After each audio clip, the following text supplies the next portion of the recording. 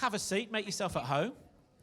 Whoever sits nearest to me gets the first question, whether that impacts where you are. So that's why the rest of you came at that end of the stage, isn't it? Excellent. What we've tried to do here, folks, is get some people together who are all coming from the awards, or coming to the awards from a different perspective. So you've got one microphone between three, and since you've got the microphone, Victoria, you can go first. Now, Paveaways, you tick lots of boxes, don't you? You're a former Shropshire Company of the Year. You've been involved from a sponsorship aspect, a judging aspect, all sorts. Tell us a bit about your company's connection to the awards and why and how it happened and how important it is to you, I guess. The awards have been really great for us as a company. Since we won the Company of the Year in 2019, we've entered on numerous more occasions. We've won trainee and apprentices and then business and community last year. And it's just really nice to put ourselves out there to show what we can do and find out what everybody else can do as well. And one of the things, I was talking to Neil there, you know, when you were crowned Company of the Year, what did that mean to the business? Do the staff walk taller on the Monday morning after the awards? What does it actually do? There's no feeling like it, really. Somebody, a year later, they had the Facebook Live that come back, your reminder, and it just brings it all back. You look at the video, and it's just like, I can't believe it happened. It's all a blur, and it was amazing.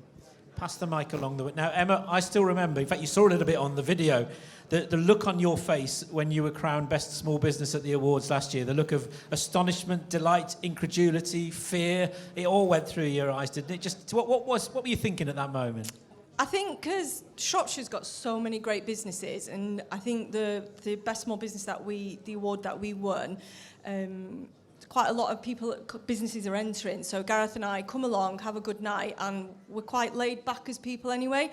So we sat there and they called our name out, and we both literally just looked at each other and went, what? Because the group of people on our table just wished they'd have filmed our reaction, because I think we were just so shocked because there's such good competition going on in Shropshire. Why did you enter? So we'd entered the year before. We were shortlisted in the top three, but lost out to a great company working with deprived children. So that was a great win for them. And we decided to enter again just because we'd improved. Our business turnover had doubled in that following year as well. And we just thought, well, why not try again and see how we can get through? And thankfully we won. And a similar question to the one I asked Victoria, really. What has it done from your business's point of view in terms of growth or profile? Or?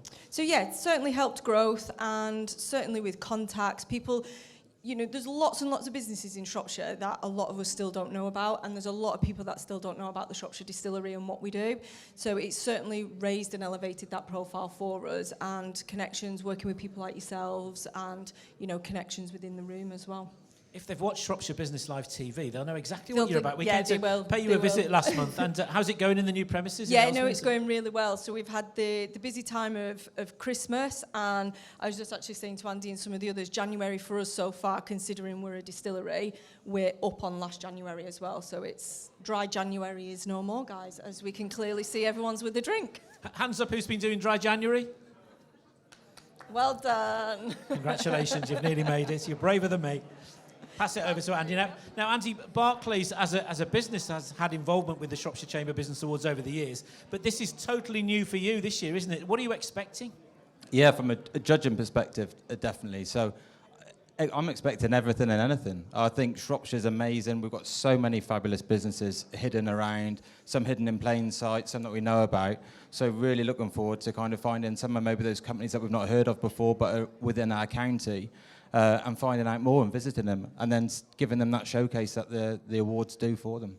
Give us a bit of inside info then. So if you happen to be judging the category that some people in the room tonight are shortlisted in, what sort of things you're going to be looking for? What's going to excite you about their business? Well, so I asked some previous judges to give me a hand on this. So someone likened it to Strava. So, so if you're a cyclist or you use Strava, if you didn't do it on Strava, it didn't happen, right? So on the entry forms, if you haven't wrote it down, it didn't happen, essentially. So be more Strava, maybe, as a top tip there. And then I think, from what's written on the forms, if you get shortlisted, we go and see you, be fantastic to see that in action as well. So maybe that mirroring back. And I think I'm on the Trailblazer Award, so really looking at what that USP is, what's different, what's really drive that change, how's that supported the you know, Shropshire, the economy, how's it local people, and does everything that wrote on the, I suppose, the initial entry ring true when we go and see the companies? But I'm super excited about it. Yeah. And because it's not just about the companies shortlisted, the judges get something out of it as well, don't they? I guess from your point of view, you could learn things, couldn't you, on the road? Totally, yeah. And what we pick up, I think that's what Shropshire's brilliant for. We've got such an eclectic mix of businesses that when we meet businesses and they tell us more about what they do, it's an opportunity when we meet people that we think that business might help that other business that we know. We're able to introduce businesses as well. So it's a great way of kind of cross-pollinating that network of businesses around, but also outside of Shropshire as well. But if we don't know about those companies, we can't shout about them. So love to see some new names that we've never seen, you know, on the entries before would be brilliant. Absolutely. I think that's one of the great things. Pass back to Emma. I need to ask you, Emma, so where do you stand now? You've won Best Small Business last year. Does that mean you feel like you've got to try and defend your title, or do you go for something else, or is it all too top secret at the moment? I'll be honest, we've not probably made a decision. I think to enter it again, I think it's probably let somebody else have the chance. You know, we've been awarded it. We're very proud of it. Those that come to the distillery, it's straight there as you walk in. So it's an award we're very, very proud of.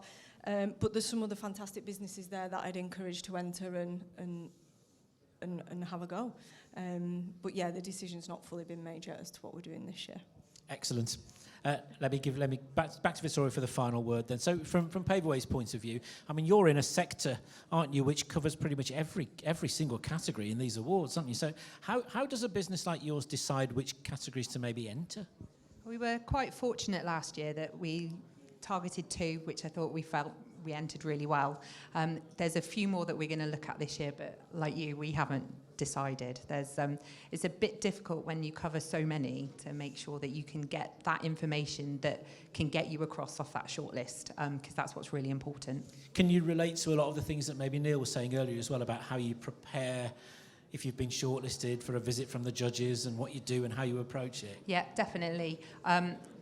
When it's quite interesting because I judged last year and did the shortlisting, so it's very interesting to see how people have different approaches to their awards, and yeah, so that shortlisting was going from 14 to 4 was really, really difficult, and then I had a great day judging with over there. There was a fellow judging with Beth from Shropshire Festivals, who is a bit crazy, but it was great. But in terms of being judged, we took it really seriously. We really wanted to show off our business to the judges, and yeah, it worked in one of them. But yeah, it's definitely something we go in with both feet. And finally, wearing your shortlisting hat, what's one of the most frustrating things that happens when you are trying to shortlist an entry, maybe things that make you not put a company through?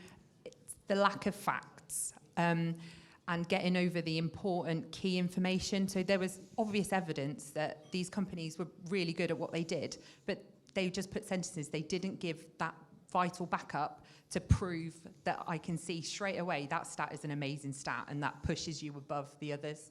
And it was the lack of stats, and the ones that were shortlisted in the end were the ones that could prove what they were saying, and it's that backup that's really important.